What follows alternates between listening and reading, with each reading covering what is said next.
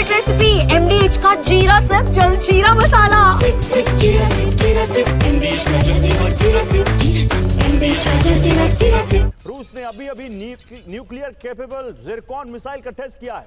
बैरेंट सी में hypersonic Zircon missile दागी है रूस ने।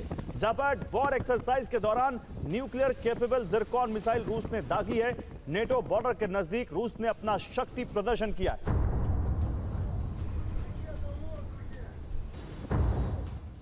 और नेटो एयरबेस के नजदीक रूस की सैन्य मूवमेंट। बैरेंट सागर के ऊपर रूस के फाइटर जेट्स की उड़ान। न्यूक्लियर कैपेबल मिसाइल किंजल से लैस fighter jets. Kinzhal ballistic missile से लैस fighter jets Zapad war drill का हिस्सा।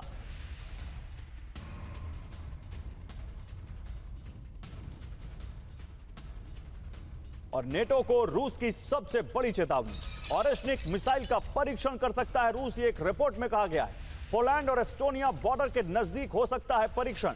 ऑरेश्निक की तैनाती का परीक्षण हो सकता है। ज़ैपैड 2025 वॉर ड्रिल के दौरान ऑरेश्निक का शक्ति प्रदर्शन, ये रिपोर्ट कह रही है।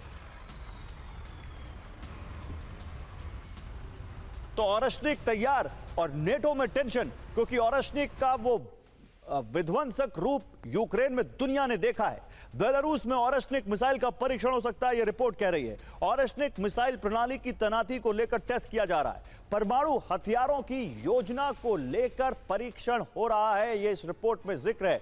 बेलारूस में ऑरेश्निक मिसाइल की जल्द तैनाती होगी। बेलारूस में हाइपरसोनिक बैलिस्टिक मिसाइल में भी इस ज़ैपैड वॉर ड्रिल का हिस्सा है। तो ये क्या मैसेजिंग है रूस की बेलारूस में ऑरेश्निक तैनात करके? जनरल सिवाच, देखो गौरव, ये समझना पड़ेगा कि बेलारूस के साथ बॉर्डर मिलता है यूरोप का, और अगर उसमें चाहे ऑर्सेनिक है या किंजार जो कि हाइपरसोनिक मिसाइल है और वो न्यूक्लियर कैपेबल है, तो एक प्रेशर टैक्टिक तो है रूस की तरफ से बहुत ज़्यादा।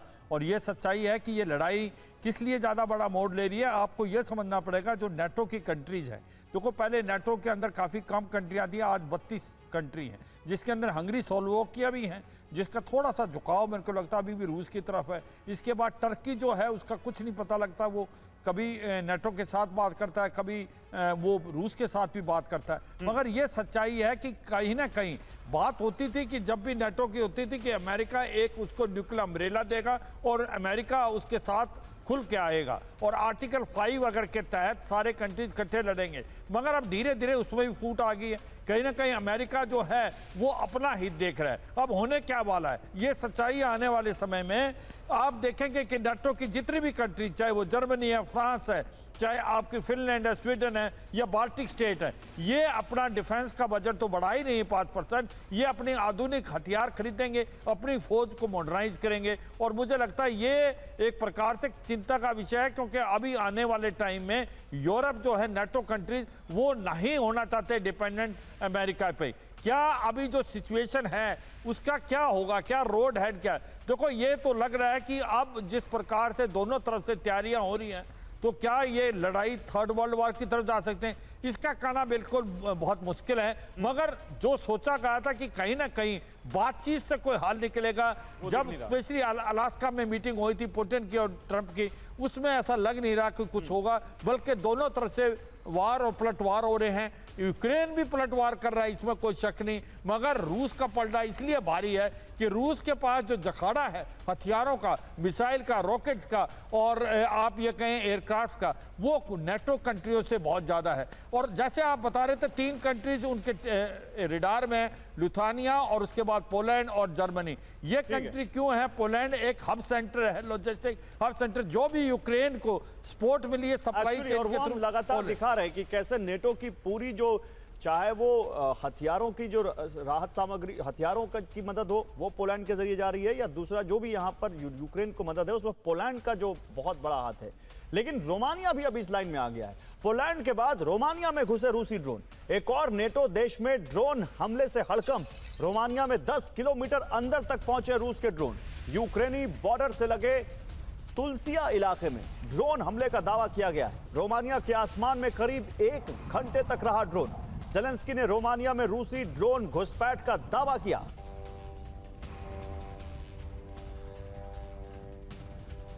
तो रूस और नेटो में कभी भी हो सकती है सीधी जंग। 3 दिन के अंदर नेटो के 2 देशों से रूस की भिड़ंत। रूसी ड्रोन के खिलाफ नेटो देश रोमानिया का एक्शन। रोमानिया के 2 F-16 फाइटर जेट्स ने भरी उड़ान। रोमानिया एयरफोर्स का रूसी ड्रोन मार गिराने का दावा। रूस के ड्रोन हमलों से हाई अलर्ट पर है रोमानिया।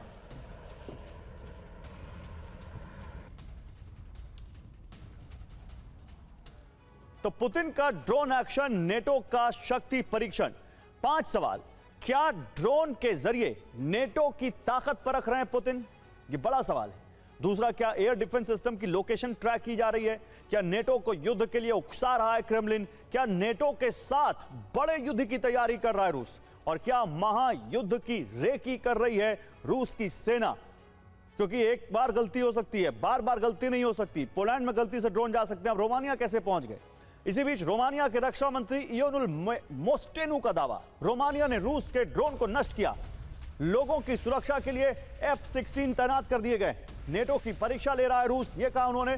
हम नेटो से लगातार संपर्क में हैं, डिफेंस मिनिस्टर कह रहे हैं रोमानिया के।